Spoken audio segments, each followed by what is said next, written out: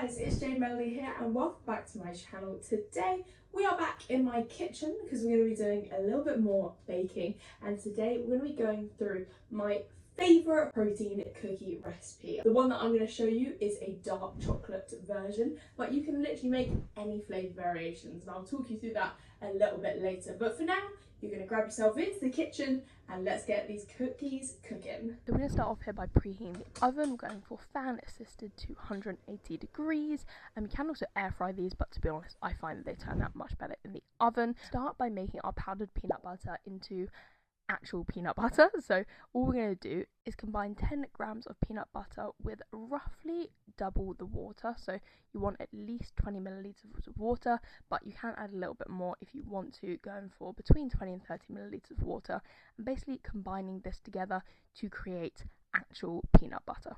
We are then going to mush in one whole banana here, so literally just breaking this up and mushing it together. Now, to be honest, I should probably be using a fork for this to assist how this goes, and you kind of want to use like an overripe banana as well. Gonna be honest, the shops only had these ones. So once you mash it all together, it kind of looks like this baby thick thing.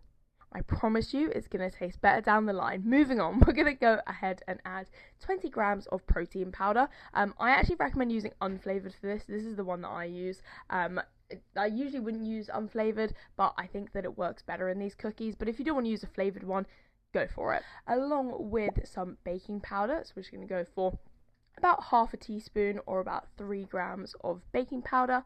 Also going to be doing our little splash of cinnamon as well, just to give it a bit of extra taste. And then finally we are also adding in 10 grams of runny honey. So I'm just giving that squeeze in, going for about 10 grams of this. If you're vegan, you don't want to use honey, you could also use maple syrup, but I'm just going for honey on this one. We're then going to combine all of those together by just mixing it all up into a paste for this one. We are then going to be grabbing our oats. So we're going for rolled, just basic oats. You can honestly use any oats, it's absolutely fine. The kind of thicker the oats are, generally the more texture you'll have. And then all we're going to do is just combine those oats with the rest of that mixture. Now, depending also how much banana you've used and how much water you use in your peanut butter, the texture of this now can be quite fluid. So it might be quite runny, it might be quite thick, it doesn't really matter. We're going to be lining our baking tray next with Jade's classic hack of cutting the sides so you can easily slot it in to its baking tray. I've used a baking tray with raised sides just so that if the mixture is a little bit too runny, it doesn't run all over the place. And then we're going to get our batter and just make 2 circle shapes. Now, again, depending on what your batter is kind of looking like, you could form it into a dough in your hands and make a circle with your hands like an actual cookie dough. Or if yours is a bit more runny like mine, you can just scoop it on with a spoon and pour it into 2 circle shapes. So you make those 2 circle shapes and then top it with whatever toppings you're going to use. For me, I'm going to be using 5 grams of dark chocolate on each cookie, so that's just one little square. I'm then going to pop it into the oven, and that is going to go in for about 10 to 12 minutes sitting in the oven there. So whilst those are in the oven, I thought I'd talk you through really quickly some of those other flavour combos that I mentioned earlier, because this recipe is super basic. It's basically just the base, and then you can pretty much add, change, etc. Make it what you want to make it.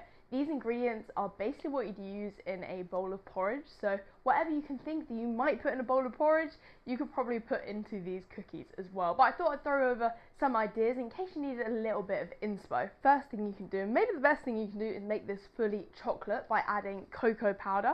So if you put in a little dash of cocoa powder, I would take out a couple of the oats, put in a little dash of this, and you'll have a chocolatey cookie. And if you want to make it even more chocolatey, alongside the cocoa powder, you can use chocolate protein powder as well. So instead of unflavoured, you can change up the protein powder flavour. So you could use chocolate and make it double chocolate, or as well, if you want to make it more banana, you could use banana, etc, etc. So you can change up that protein powder flavour as well. Now if you want to change the texture a little bit and make it a little bit more crunchy and maybe more chocolatey, you can add a little bit of granola. So you could do a bit more granola and a little bit less oats. This will give it a bit more of a crunchy texture. Alongside, if you use crunchy peanut butter, that will also give you that crunchy texture. So if you want a bit more texture, I would recommend using a little bit of granola or crunchy peanut butter. As this recipe makes 2 cookies, you can also stuff them together and add a little bit of a filling.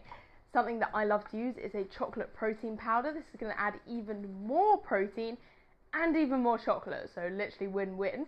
You put the 2 cookies together with this in between as if it's like a Nutella spread, and then you have a chocolate cookie sandwich.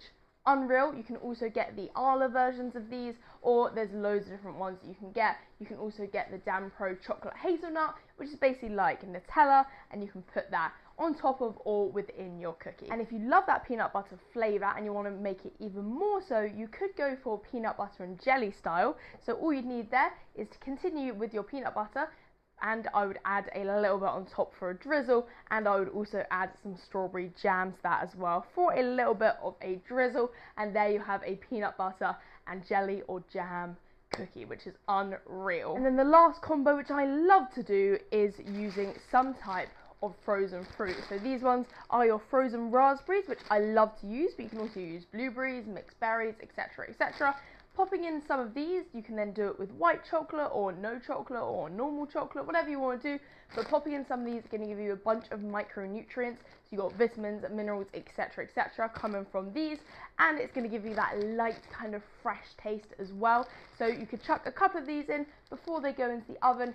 They will then melt and defrost as the cookies are in the oven, and you'll be left with a fruity cookie which goes perfectly with that oatmeal. And that is it. Those are the quickest, easiest and tastiest oatmeal protein cookies you are ever going to make in your life. And like I said, with all those suggestions, you can make so many different variations of this, and honestly they are so good for meal prep and on the go and just to come in, grab and eat. I absolutely love this recipe. So let me know if you make it, and if you want to see more recipes like this, make sure to subscribe to my channel, give this video a thumbs up, and let me know what you want to see in the next one. Other than that, look forward to seeing you in the next video. Thank you so much for watching.